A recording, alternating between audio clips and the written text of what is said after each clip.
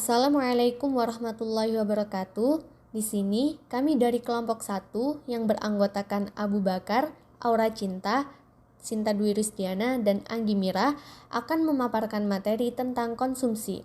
Baik, di sini kami akan memulai dari materi yang pertama.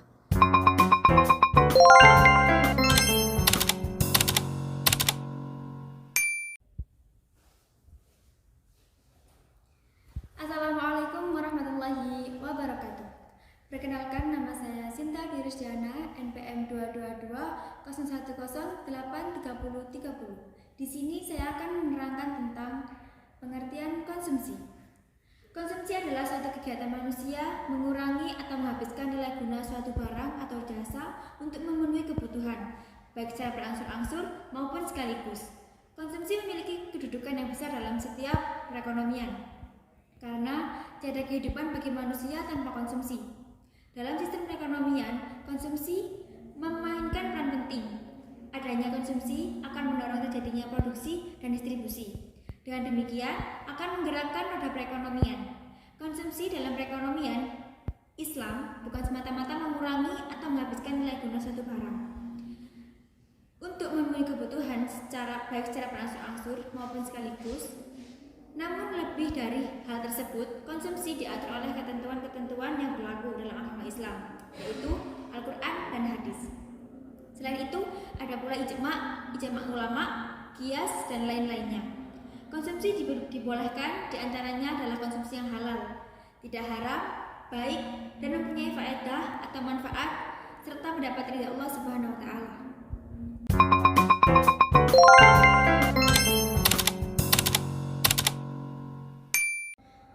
Baik, saya di sini Aura Cinta, NPM 22201083003. Di sini saya akan melanjutkan materi sebelumnya, yakni prinsip konsumsi dalam Islam.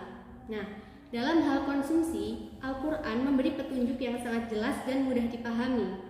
Al-Quran menjelaskan dalam menggunakan barang-barang harus yang baik dan halal dan bermanfaat, serta melarang untuk hidup boros dan melakukan kegiatan konsumsi untuk hal-hal yang tidak penting. Islam adalah agama yang memiliki keunikan yang tersendiri dalam hal syariah. Berbeda dengan sistem yang lainnya, Islam mengajarkan pola konsumsi yang moderat, tidak berlebihan, tidak juga keterlaluan. Karena dalam Al-Quran melarang perbuatan tabazir dan mubazir. Islam telah mengatur bahwa setiap muslim dalam berkonsumsi harus sejalan dengan prinsip konsumsi yang didasarkan pada nilai-nilai Islam, antara lain yang pertama terdapat surat Al-Baqarah ayat 173, yakni tentang prinsip keadilan. Nah,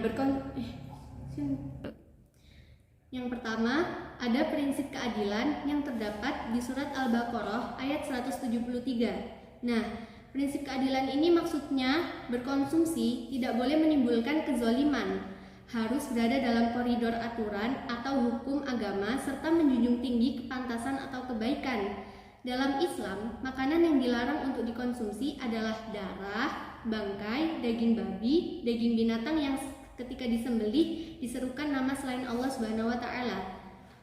Yang kedua, ada prinsip kebersihan yang tercantum di hadis riwayat Tirmizi nomor 1257.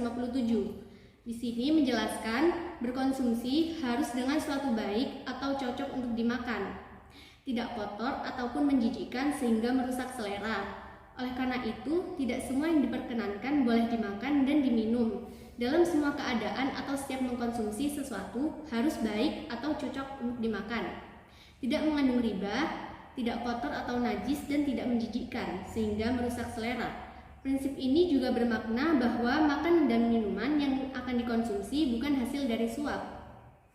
Yang ketiga ada prinsip kesederhanaan yang tercantum pada surat Al-Maidah ayat 87. Nah, prinsip kesederhanaan ini maksudnya Islam memerintahkan manusia untuk lebih efisien dalam menggunakan pendapatannya dan tidak boleh menghambur-hamburkan hartanya.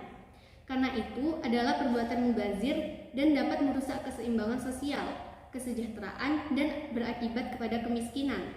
Yang keempat ada prinsip kemurahan hati. Nah, maksud dari prinsip kemurahan hati ini dengan rahmat Allah Subhanahu wa taala menyediakan yang ada di langit dan di bumi untuk dimanfaatkan dan dikonsumsi ketika tidak membahayakan bagi dirinya. Selama maksudnya adalah untuk kelangsungan hidup dan kesehatan yang lebih baik dengan tujuan menunaikan dan beribadah kepada Allah Subhanahu wa taala. Yang terakhir ada prinsip moralitas yang tercantum pada surat Al-Baqarah ayat 219. Maksudnya prinsip moralitas ini berkonsumsi dilakukan dengan tujuan untuk peningkatan atau kemajuan nilai-nilai moral dan spiritual. Seorang muslim diajarkan untuk menyebut nama Allah Subhanahu wa taala sebelum makan dan mengucap syukur kepadanya setelah makan. Yang artinya Islam menghendaki keseimbangan nilai-nilai hidup material dan spiritual. Nah, pesan moral dalam Al-Quran ini memberikan pelajaran bahwa pentingnya konsumsi dengan cara yang baik dan halal. Maka dari itu dapat disimpulkan dalam Islam, konsumsi ini juga dianggap sebagai sarana untuk mencapai tujuan hidup yang lebih tinggi, yaitu mendekatkan diri kepada Allah. Konsumsi yang dilakukan dengan penuh pertimbangan dan tanggung jawab dapat membantu manusia untuk mencapai tujuan tersebut.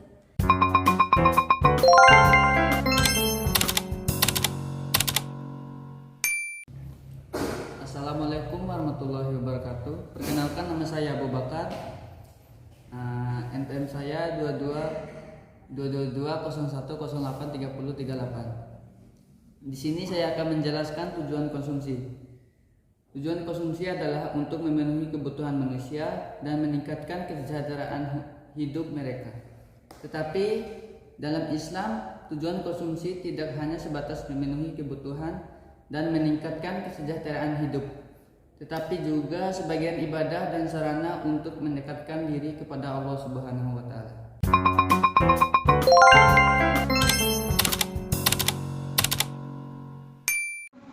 Halo guys, perkenalkan nama saya Aini Mira Ayudia, NPM 222010830551. Di sini saya akan menjelaskan yaitu beberapa faktor yang mempengaruhi konsumsi dalam Islam, yang diantaranya faktor agama Islam.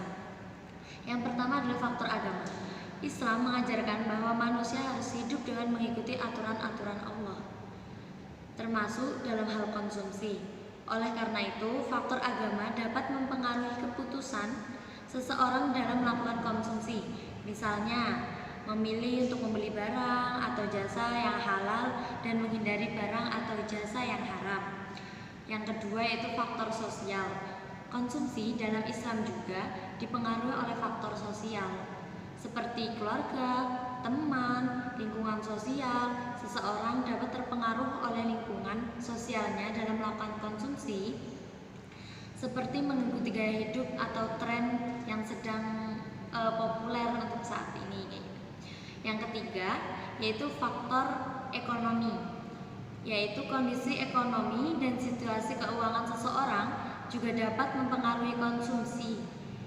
Dalam Islam misalnya, jika seseorang memiliki pendapatan yang cukup tinggi, maka kecenderungannya itu melakukan konsumsi yang lebih besar. Nah, namun jika tidak, itu sebaliknya. Jika situasi keuangan seseorang sedang sulit, maka dia mungkin akan berusaha untuk menghemat pengeluarannya. Dan yang ketiga yaitu faktor psikologis, yaitu seseorang dapat terpengaruh oleh faktor psikologis seperti keinginan untuk memuaskan kebutuhan atau keinginan tertentu, atau memiliki rasa tidak sabar dalam mendapatkan barang ataupun jasa. Dan yang kelima, faktor lingkungan. Konsumsi juga dapat dipengaruhi oleh faktor lingkungan seperti iklan, media, atau promosi penjualan yang dapat mempengaruhi perilaku konsumsi seseorang. Terus dalam Islam, faktor-faktor tersebut itu harus dipertimbangkan secara bijak dan seimbang dalam melakukan konsumsi. Karena apa? Dan selalu diarahkan kepada prinsip-prinsip ekonomi Islam dan hukum syariahnya.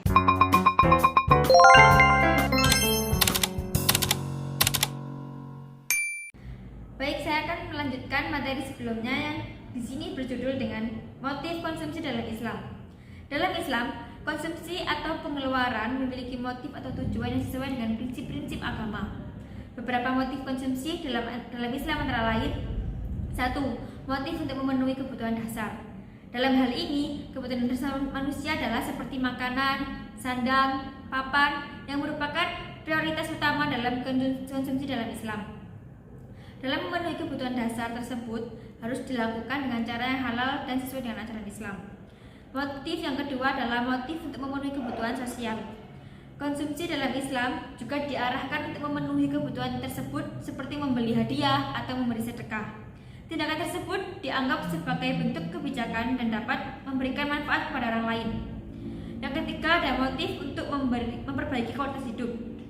Dalam Islam, konsumsi dapat diarahkan untuk memperbaiki mutu hidup atau kualitas hidup, seperti dengan membeli buku atau benda-benda yang dapat meningkatkan keilmuan dan kemampuan seseorang.